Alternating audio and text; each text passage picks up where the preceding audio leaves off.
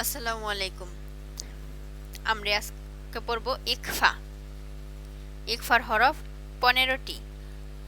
তা, সা, জিম, দাল, জাল, জা, সিন, শিন, সদ, দদ, ত, জ, ফা, কফ, কাফ।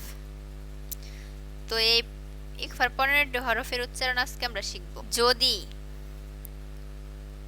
দুই জবর দুই জের দুই পেশ অথবা নুন সাকিনের পরে এই 15টি হরফের যে কোনো একটি হরফ আসে, তাহলে ওইখানে গুন্নার সহিত অনুস্বারের মতো করে উচ্চারণ করতে হবে।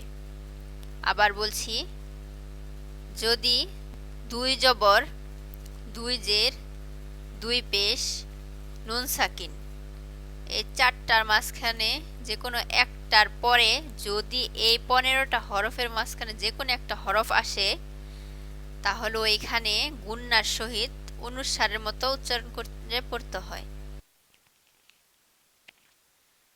এই দেখেন, তা, নুনে সাকিন, তারপরে তা, এখানে হবে মিং, অনুস্বারের মতো উচ্চারণ হবে।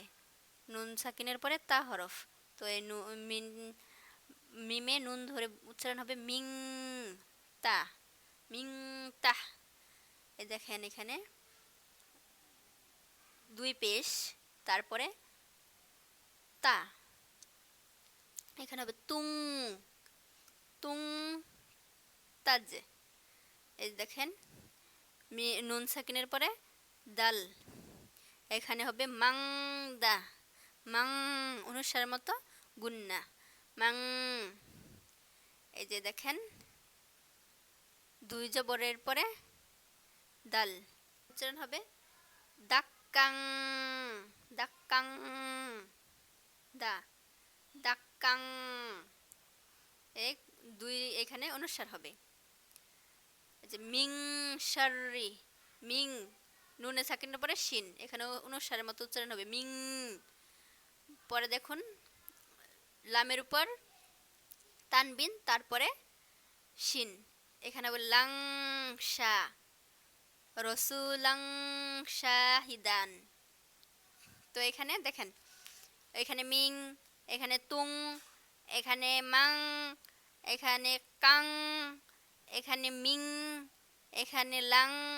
তো সবখানেই অনুস্বার হবে, অনুস্বার। নুন সাকিন দুই জবর দুই জের দুই পেশের পরে ইখফার হরফগুলো থাকলেই ওইখানে অনুস্বার হবে।